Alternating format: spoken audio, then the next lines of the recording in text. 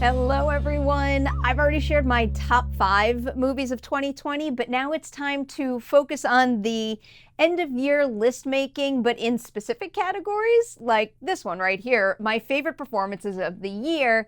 This video is coming your way courtesy of Patreon supporter Billy, and I'm going to warn you up top with this. I'm cheating a little. I'm cheating to squeeze in a few additional names and titles. I just can't help it, and the more love I can spread in honor of great work like this, the better. I'm actually going to go with 6 individuals for the list, or not even individuals, because I'm cheating right off the bat with my number 6, and I'm going with 2 people. It's the stars of the movie His House, Wunmi Mosaku and Shope Derisu. There was just no way I was choosing between these 2 performances.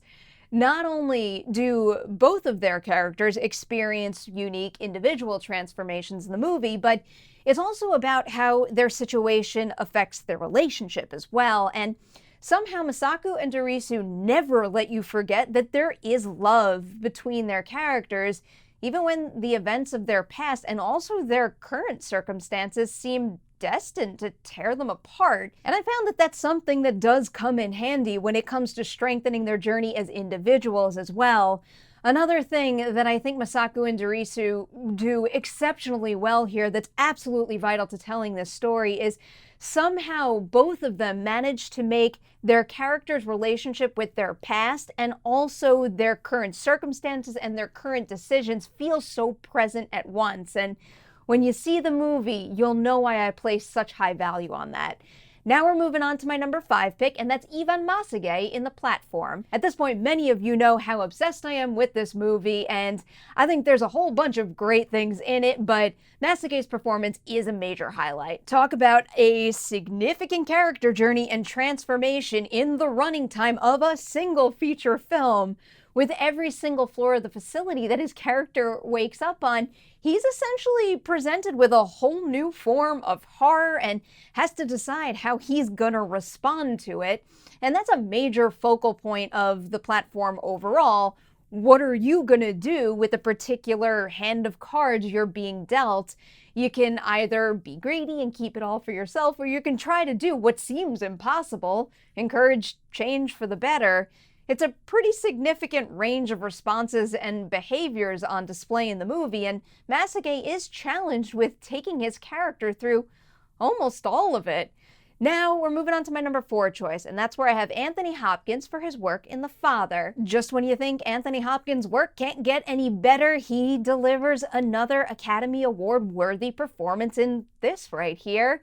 I know The Father isn't out yet, so just in case it's not on your radar, Anthony Hopkins plays an 80-year-old man who refuses to accept the fact that he needs someone there to care for him. His daughter, played by Olivia Colman, does come by often, but it's just not enough anymore. If you watched a recent episode of The Witching Hour, I didn't say this for a laugh. I meant it earnestly. I called The Father the scariest movie I saw in 2020 because it is.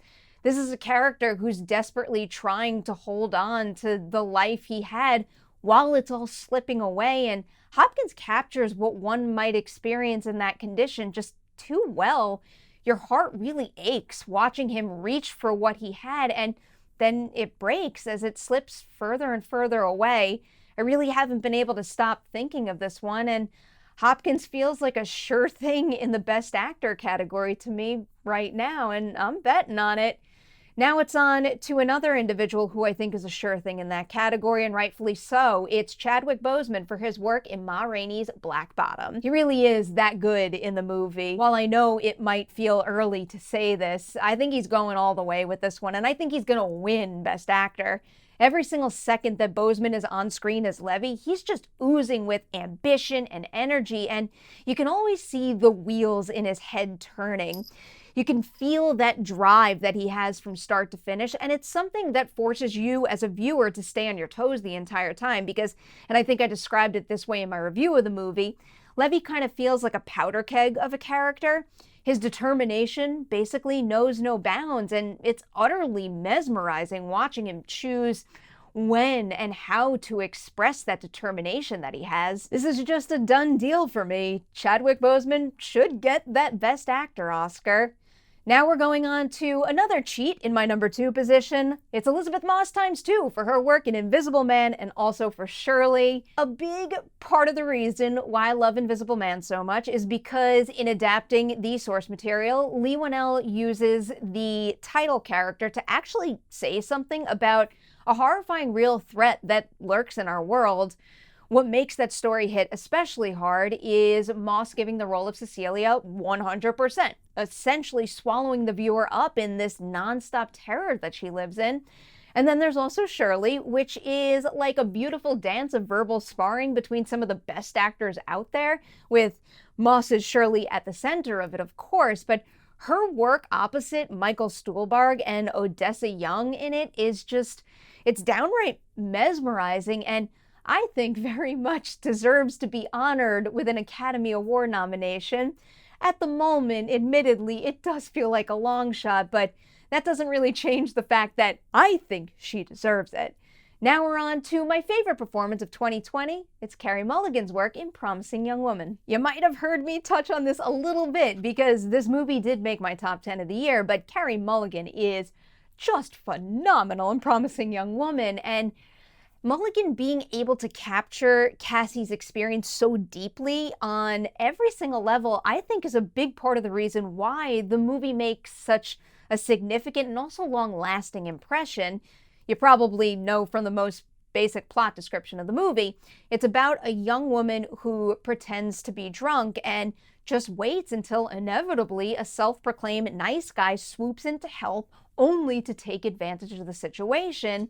There is so much steadfastness and rage in that component of Cassie's story, but of course the movie has to give the character motivation to devote herself to a plan like that, and that's where a lot of the sensitivity and just utter heartbreak come in.